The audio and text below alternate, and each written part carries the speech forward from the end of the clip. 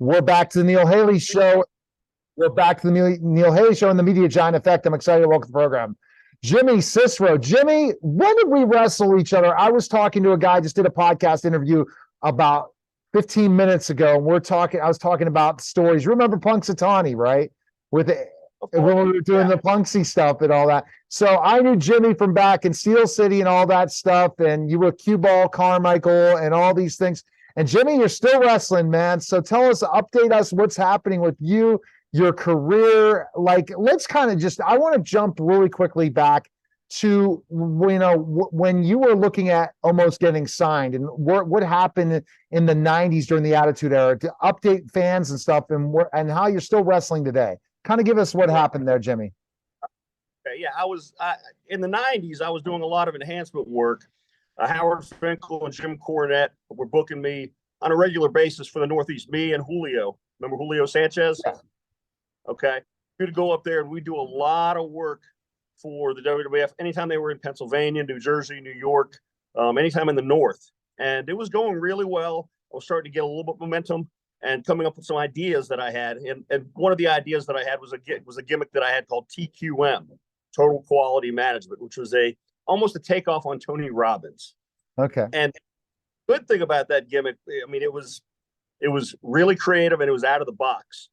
The unfortunate thing about that period of time is that I was doing a lot of wrestling in Maryland, and at the time, Stevie Richards was coming down and doing some work in Maryland.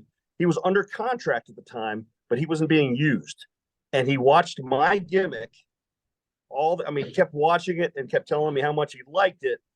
And voila, Right to Censor appeared on television 2 weeks later.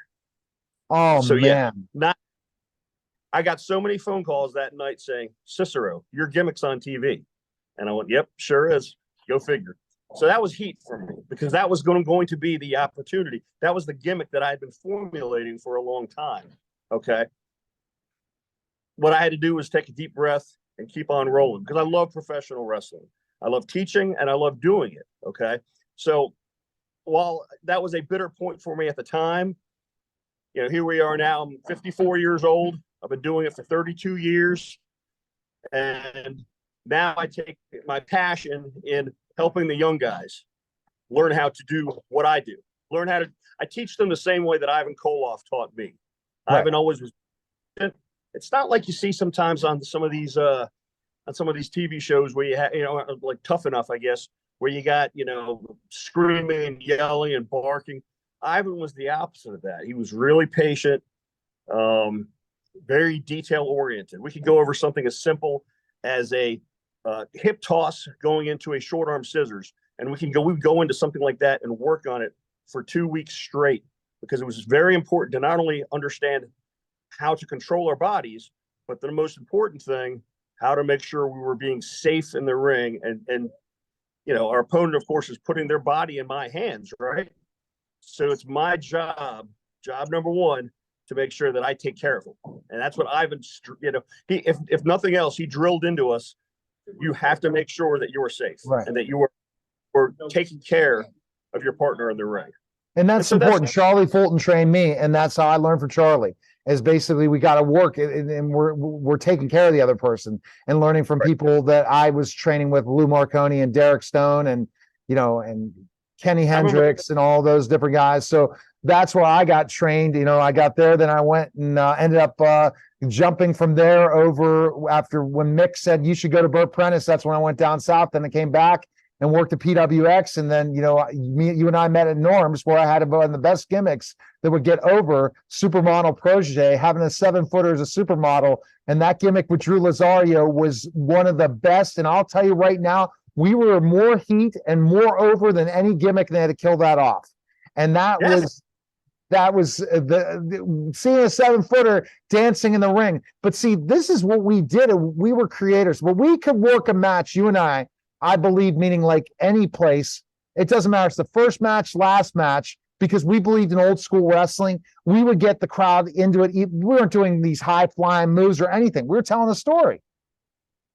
Yeah, telling the story, and something that the fans could grasp onto and understand and appreciate. Okay, we were entertaining the fans. They wanted to come, and they would see a little bit of everything. They would see, Reckless Youth and Don Montoya or Quackenbush, and those guys would be wrestling a mile a minute.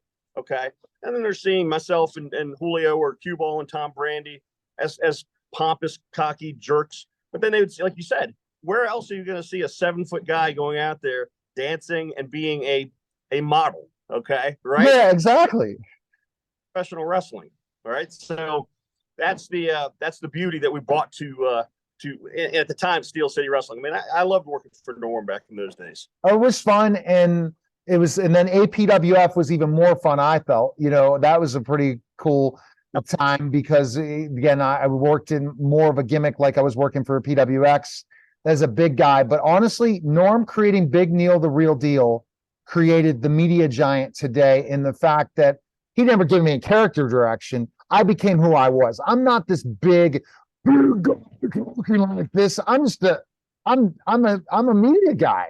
And so when Aaron Lester said, dude, and I, gave Stephon Devereaux, and he gave me the ability at PCTV Studios to be behind the scenes and be able to be a colorful person, intelligent, and talk. They didn't want big guys to talk like that. I made Kevin Nash look like a dope compared to how I talk on the mic. But see, I didn't get that opportunity till after. And then after that, I went to Germany and then I retired in 99. I did maybe 3 comebacks, but nothing. But I will have to wrestle you in a comeback in Alabama at one point in time. But I'm calling out celebrities and different people, and I'm in Dallas, Texas. But I miss the business. When I walked away from the business, I think that was one of the hardest things, and I thought it was right. Maybe saved my life, because look at Test and look at some of these guys, the big guys, that they died, right? And how lucky are you that you didn't, right? And you're okay at 54. Do you say that to these guys now? All these bumps and taking these crazy hardcore matches that could really kill you? 100%. There's a smart way to do things, and there's also find what it's fine to get in there and wrestle and have your passion and everything else, but it's also important to have a level of reality. Okay, in other words, for me, what do? I work for the Department of Defense for Missiles in Space here in Huntsville at Redstone Arsenal. I make good living. Okay, I take care of my family, my wife, my 2 kids. Okay, my adult son is living out there near Erie, but I have my 2 other boys. Okay, one of which is severely autistic and nonverbal. He's 14 years old, right? That's my priority. My priority is my family, my job, and what else do I? Well, I'm lucky enough to live, 20 minutes away from the Rocket City Arena, where I can come and teach them twice a week and put on bi-weekly shows and still drag my old butt in the ring and try to stay young and wrestle. So, but again, everything's got a pecking order and that's what I also try to let these guys know is like, listen, do not forsake things that are always going to be with you, like your family, to go to Timbuktu and wrestle. Okay, be smart about it. Trust me, I know. I used to drive to Timbuktu to wrestle. Me too. I would do the shots out to Wichita, Kansas, driving straight from Pittsburgh to Wichita to be the Sunflower heavyweight champion against Derek Stone. So that's right. Yeah, I did those things. Huntington, West Virginia, all those. But yet we're crazy, and we're kind of crazy in a stupid way too. Yeah, their shots, the head, all that stuff. Hopefully they're figuring out that's not a great idea anymore. Even though I heard these young guys are bumping and killing themselves, and AEW is doing the same darn thing again. Why? I mean, didn't they learn the mistakes from ECW? How they beat the heck out of each other, and these guys are almost crippled. Some of them, right? How many of those guys? I mean, I was up there doing enhancement work as well. And how many of those guys that were there when I was there are now 6 feet under? I mean, Balls Mahoney, Axel Rotten, New Jack. I could go on. And I know Candido wasn't through anything, I think, bad, right? But I think that Jack, Axel, Balls. I mean, we're talking, and others as well, right? Big Dick Dudley. I mean, it's a pattern, And it's a pattern. And I talked about Test, who Andrew. I was on tour in Canada with with a bunch of people, with Rhino and all these guys, and man, it was terrible to see what happened to him. Thank God Rhino's alive, but these guys, and even you think about The Rock and you watch these things, how long are they going to live? And I think that's where you're, in a way, you say, I'm doing this for fun, but I'm going to make sure I protect myself because of my family and all these different things. But these wrestlers are living like to the last life, and there's only a few that made money. And what happened to business? I mean, I was making a comment, they're going to sell the WWE, and they had the number. They were going to give Vince $1 billion, but they're only going to give Triple H $4 million, $3 million to Stephanie and somebody else. So who was making the money? The owner. That's the end of the game, is that, who would you rather be, a star on the Cowboys roster or be Jerry Jones? This is the mindset we have to teach people, that I try to teach in certain ways. And now my persona has changed where, I was a tutor and educator and really didn't want to talk about wrestling, to now talking about wrestling and adding the media giant component to my business. So I learned so much, help brand people in the business of business and entrepreneurship and authors. But now I'm taking back, say, whoa, let's think about my brand now. But how much do we learn about that stuff that is such genius? You learn from all these people in the business, and how it's really life is the business. And the stories we tell in the ring are really stories in life, right? Yeah. 100%. 100%. I agree. I think we did. But you got to be happy where you're at now and your ability to train and teach people. And how important is, so tell us a little about Rocket City Wrestling. And I saw again Barry Koloff, which I'm cracking up, because Barry and I in the Dog Pound, again, another organization before I went in as supermodel, I made it over more for Bubba. I had more heat than Bubba, right, Barry? I'm sure Barry agree with me. But right. And like I said, I've been here 2 years. Barry's been my best friend since I've gotten to Alabama, right? Accepted me into the promotion and made me a part of the school as well as the promotion.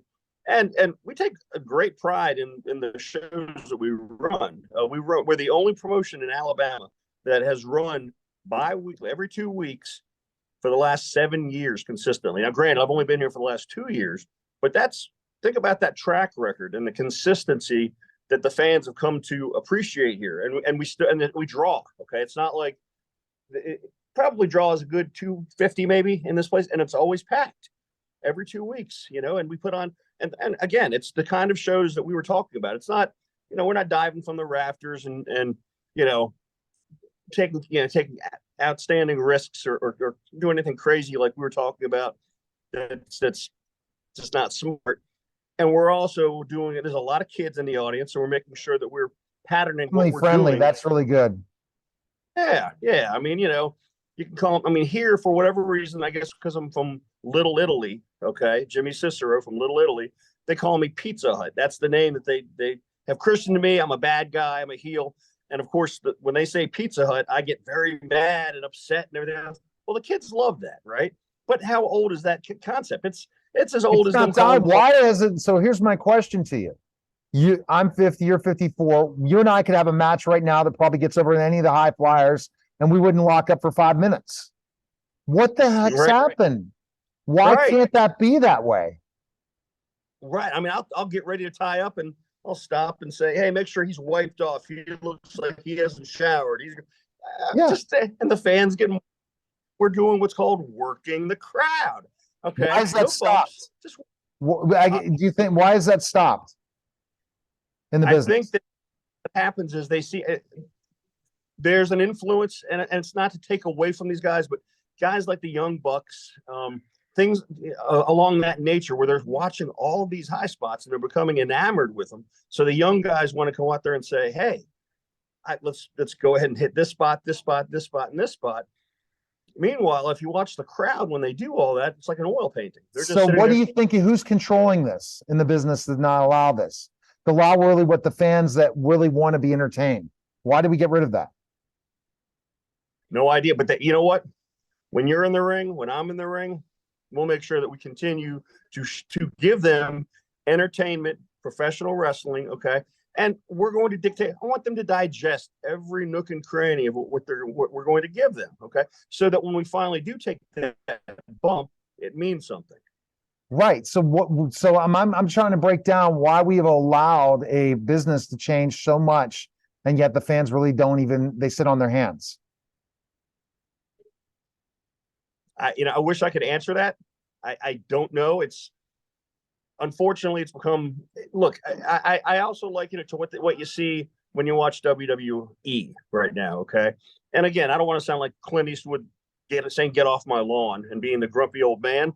But there was a time when you would hire Dusty Rhodes and Roddy Piper and Ricky Steamboat and Ric Flair, and they would come in and they would be Dusty Rhodes, Ric Flair, Ricky Steamboat, okay, Roddy Piper. Nowadays, they bring people in and say, here you go. This is your new name. This is what you're going to say. This is what you're going to do. So literally, there's no creativity from the wrestler at all anymore. Do you think Vince did that on purpose so he doesn't create another Rock or a Stone Cold or something where that become brands that they could go on their own and go somewhere else and make money? Well, that's probably what they're trying to do, but I think in the WWE they don't have an opportunity. And look, I don't blame them when they're there because they're making the money, and that I understand it. At the end of the day, as in that it's a business, you have to go where the paycheck is going to be. But as artists, okay, in professional wrestling, I'm watching it and I'm going, boy, oh boy. There's a reason that I watch the old 1982 Mid-South, 1981 Mid-Atlantic, old Georgia, the old territories. They had the TV show, The Tales of the Territories, that was on not too long ago. I love that because that was they're talking about the days of gone by, the way it used to be. So do you think it could ever go back in a way? AEW is not, it's for the smart marks. I don't watch any wrestling. I'm not watching wrestling since I walked away in 99, to be honest with you. I watch all the wrestling documentaries. I love them. Young Rock, I've interviewed a lot of the stars from Young Rock. I'm such a huge fan of that. Right.